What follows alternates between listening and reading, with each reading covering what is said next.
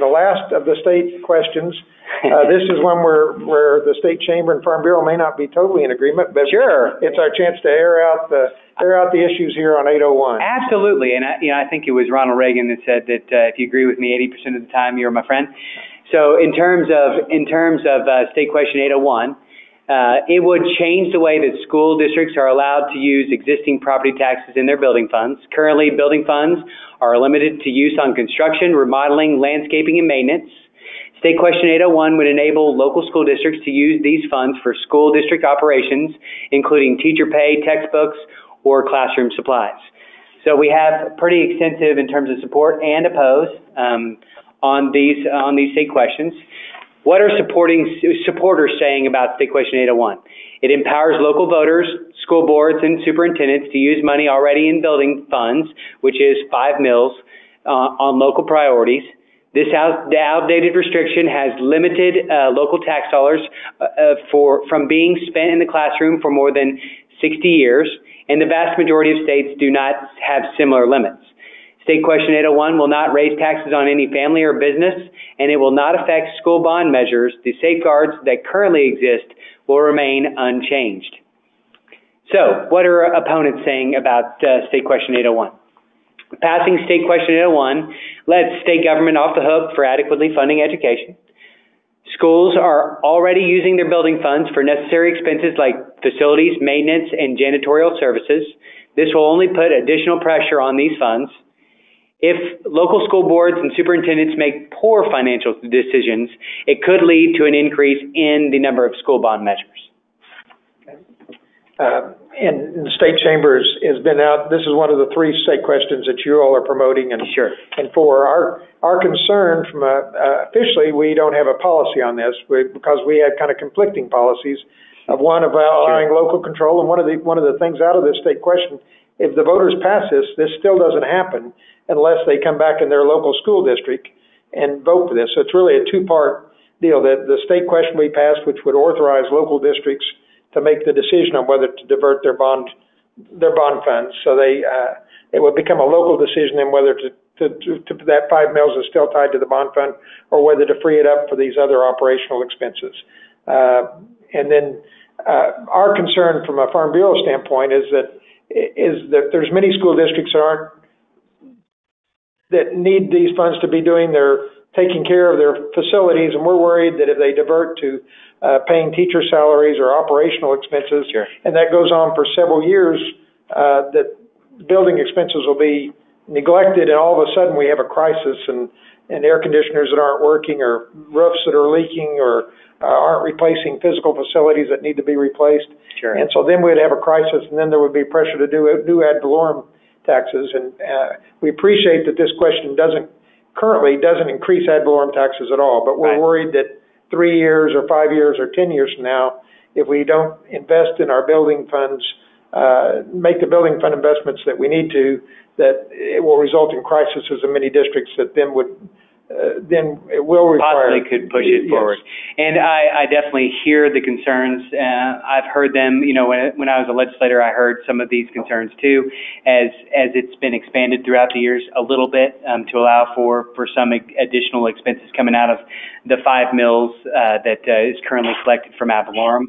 In terms of those decisions, and the reason why OK 2030 took position in favor is to allow for that local control, because ultimately at the end of the day, the local school board and the superintendent, if this were to go into effect, they would still have to basically make the decision to spend those dollars on other things.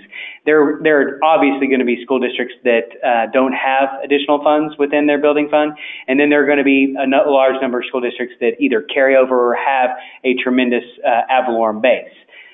This simply just allows for those 5 mills, which is a small portion of their overall budget, to be utilized and dictated, kind of like what a business owner does. Or, for example, we had a hospital administrator who also has a building fund and stand up last night and say, well, if I was limited in terms of what I could actually do with that fund, that I might not be able to actually save the local hospital, which is an interesting argument. But all this basically basically does is eliminates that requirement that it has to go to bricks and mortar, and allows for the superintendent and school board to invest in people.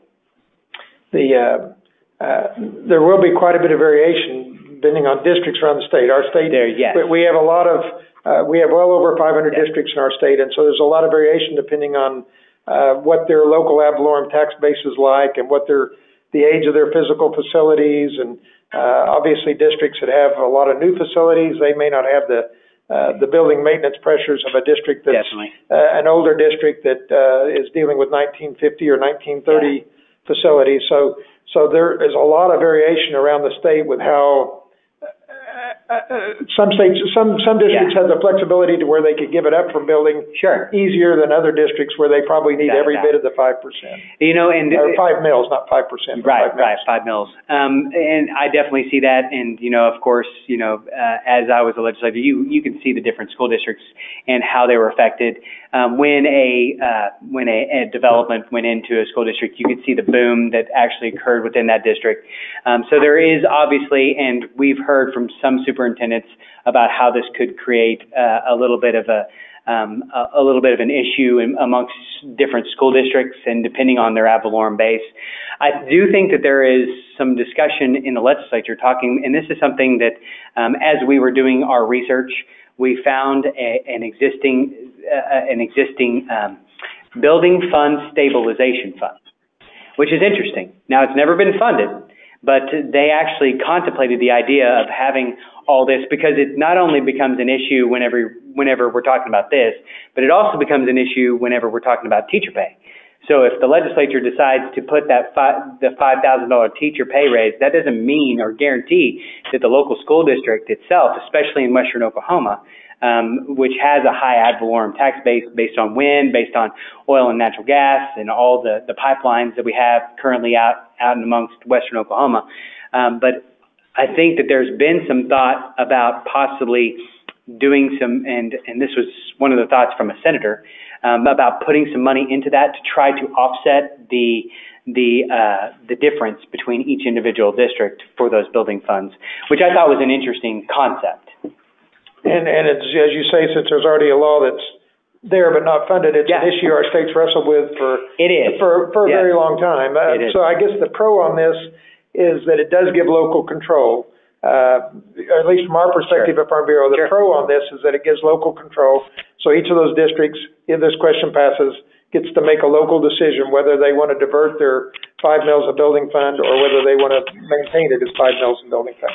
The negative side from our standpoint is, besides the ones that you listed as opponents, is worrying about the impact 3 or 5 or 10 years from now if we don't properly maintain our buildings, and then suddenly find lots of districts that are in a crisis because of, an example that somebody was telling me was, if you don't invest in your house, if you don't do the regular roof maintenance, and then all of a sudden you're in a crisis when water's poured in the house, the cost is far greater, and that's a scenario that we could set up with this. So that's the pros and cons and that issues that you kind of have to wrestle with and decide where you come down. Are there any other points on that one you want to point out? No, we're good. I think it's time to see whether we have any questions out there.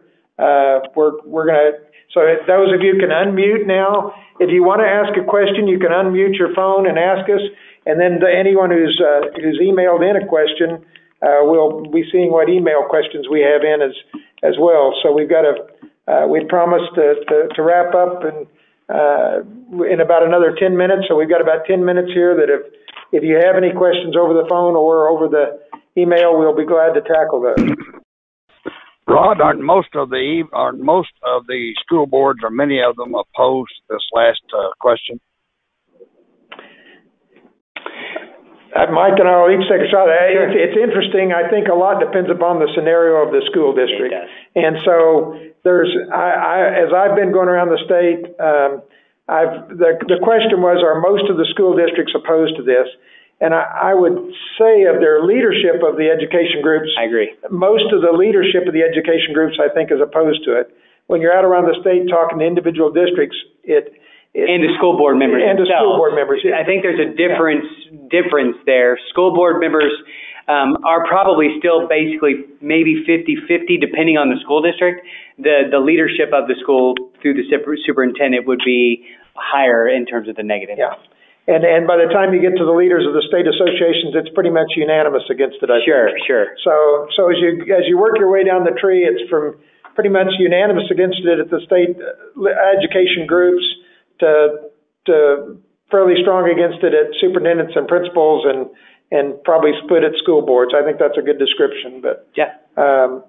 So there's some real philosophical differences there you have to wrestle with to decide where you're at on that one.